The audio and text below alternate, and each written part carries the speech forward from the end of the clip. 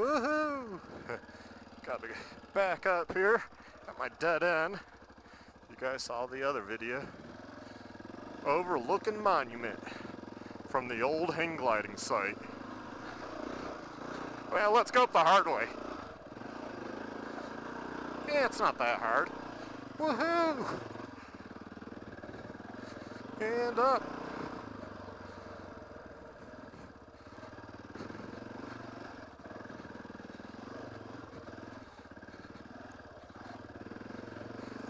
I hate roots. If they're straight on, it's not a big deal. Whoa, this is all loose. Come on, tire. There we go. That was deep and nasty loose stuff. Hey, let's go up the hard way. Hard-ish way. I'll skirt it. This is how I used to go up before the cut through. Slide down, continue.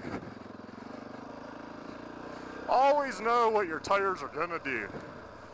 Man, after this ride, I'll be pretty high. I lost my nipple. In the other video, you hear me talk about the nipple. Yep, lost my nipple. It sucks when it falls off.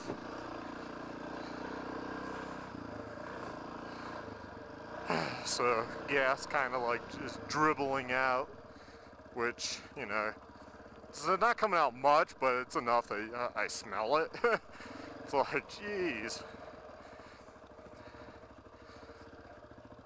Okay, I do have extra, so it's not a big deal. I'll look, have to go home and order anything. And I'll throw an extra in the vest. I thought I had one, but I think I took it out. Because I was like, I took it for like, on a big ride. It's just nice to, you know, I have it, so take it. But, yeah, after about a year, whatever they're made out of, the gas, like, kind of hardens that stuff, and it, like, just, they slide right off. And they don't barb fit the gas caps. That's a downside of any of the gas caps I've had. They're not barb fitted. They're just smooth.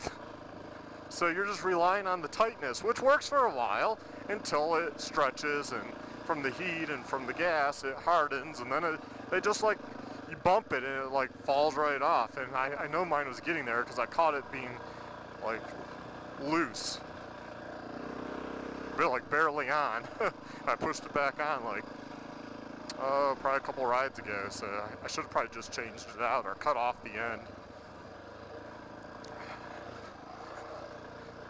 Luckily, they're pretty cheap. You just go on Amazon. I can provide a link in the description. And I don't know, it didn't cost much, and I got like a huge pack of them from China for like $5 or something. I don't know, maybe I got like 10, 12, I don't know. 6, I forget. But considering like you can go to a motorcycle dealer and they'll charge you like $10 for one, $5 for one. It's like, well, I can just buy these and always just replace it. And I always have a new one. Forest Road 318. This is one of my all-time favorite roads. A big bike could do it. They've graded this hill here. This used to be all... I was gonna say the Jeeps have torn it up, but I saw that guy earlier. I guess he's just checking out all the trails. I hope he doesn't try to go all the way to the end. But yeah, now that hill's pretty smooth, so big bike, you could come back here. Obviously, I don't advise you to continue to the overlook, but it's still a nice trail. So some of you guys and gals know I have a relationship with KLIM, or KLIM. Somebody was like, I thought it was KLIM. Hey, hard to correct me in the down below of the video, but if we ever talk, it's funny. People all say it different ways. I say climb, like you're climbing, climb. I honestly don't know. So, with that said, my obviously I have a relationship. I have a jacket, pants, gloves, hat, helmet. I'm definitely like a poster child here. So, hey, don't hold that against me. Something I'm actually kind of proud of. But, I've just been lucky, know the right people. And so that you might think, well, hey, you mainly talk about Climb. Yeah, I do, but it's mainly what I wear. But that was a lower budget jacket, and I still have it, and I just washed it the other day, finally, and it's all nice and clean. I'm like, wow, that jacket's holding up well. That's the first jacket I got while getting into this, and it's a silver jacket, and it's a Core-Tech Tourmaster, and I forget the actual model, but I'll look that up and put that in the description and stuff and see. I think last I looked they still made them. I spent like $220 on it. Maybe it was like $180.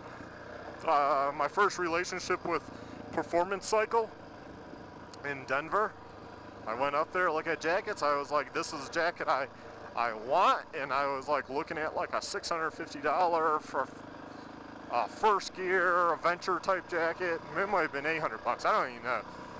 And they were like, well, we don't carry that one because it's so expensive, but we can order it if you really want it. But she's like, yeah, there's other nice jackets here, so let's try on stuff. And at the time I didn't know, but it was the owner's wife. Very friendly.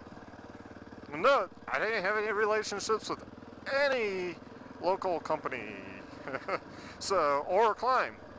So I went in and tried on a bunch of jackets. A lot of them have this like high cut, even the Climb Traverse jacket I'm wearing. I've gotten used to it, but it's taken time.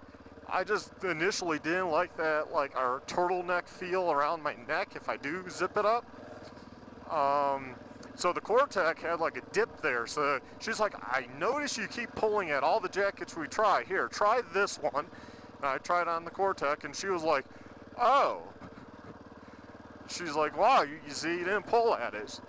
And I'm like, yeah, I noticed that. So I'm like, I think this is the one I want. So I picked silver because I figured that was a little bit more brighter. It was that or like a brown. I kind of like both, but I went with the brighter. I did have Climb Dakar pants. They were silver, so they matched together. So I just went that route.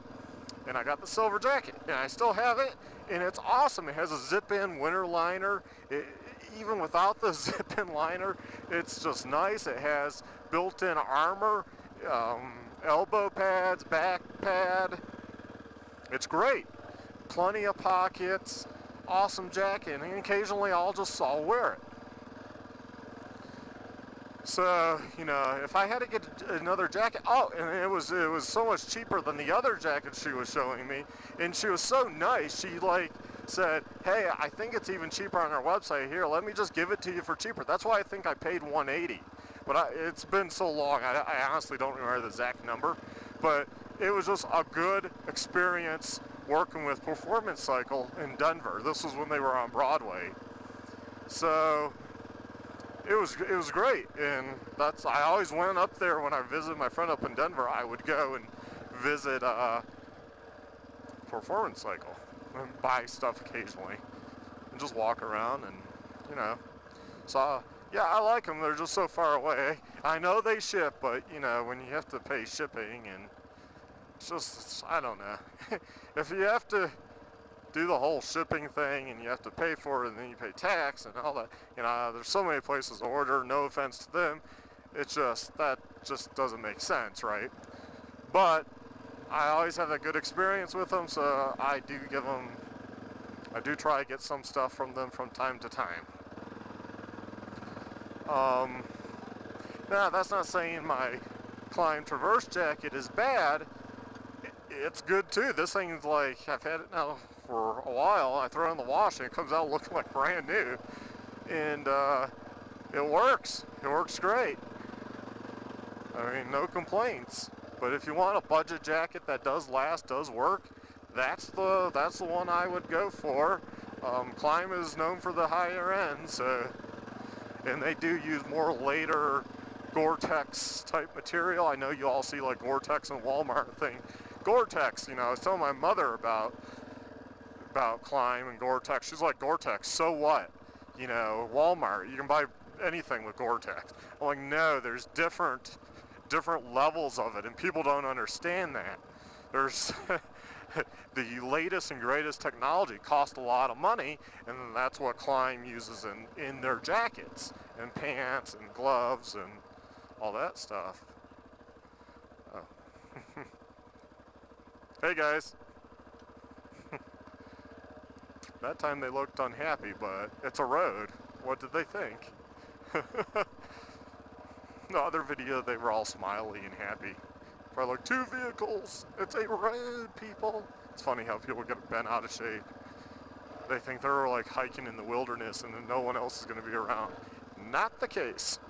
But anyway, so there's different levels of Gore-Tex and people don't realize that. So the Gore-Tex you see in Walmart on a pair of mittens is not the same Gore-Tex that KLIM uses.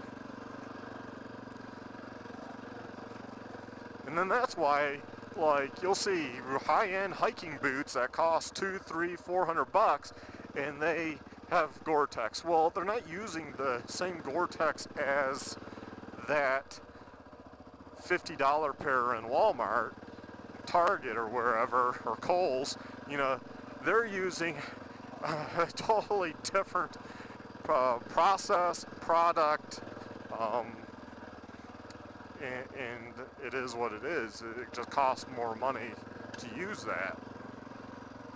So, just a little education there on Gore-Tex and jackets, but see, feel free, ask me on what other gear. I mean, I haven't really worn a lot of other gear, but, you know, I do read up and stuff, so, you know, hit me up, or you guys in the comments can, you know, go back and forth and discuss what you like, what's worked for you. Of course, everyone has a different experience, so it's like anything. What works for me might not work for you, and what works for you might not work for me. So it can be a very personal subject, and I always hate when people ask on gear questions because I don't mind it. I like you guys asking questions, but at the same time, it's hard to tell you, you know. You really just need to go to a store and try on a bunch of stuff. And you support your local places too that way. And, you know, usually the first time you always have to try on something. I mean, once I find something I like, I usually just order the same thing.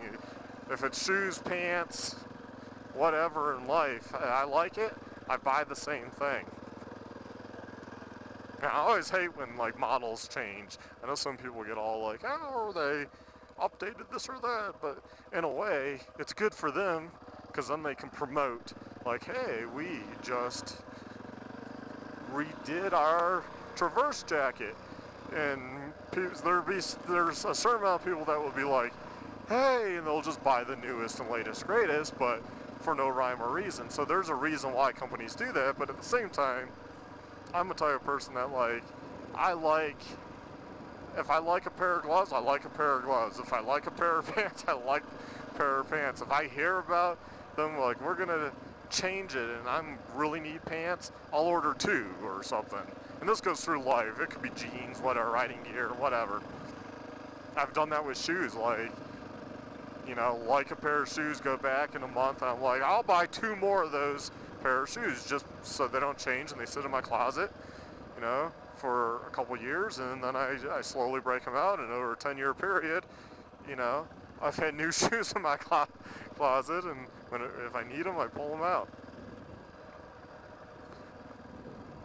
And then, of course, it's a pain, because once I run out of those, I'll go and see if there still happens to be those same shoes around, and then find out, no, they quit me, which you figure by that point, and then I have to go do the whole process over again. And, like, find something I like, find something that fits, find something that seems like it will be pretty decent, and then buy them, try them, and then go back and be like, I'm gonna buy 2 pair just to have.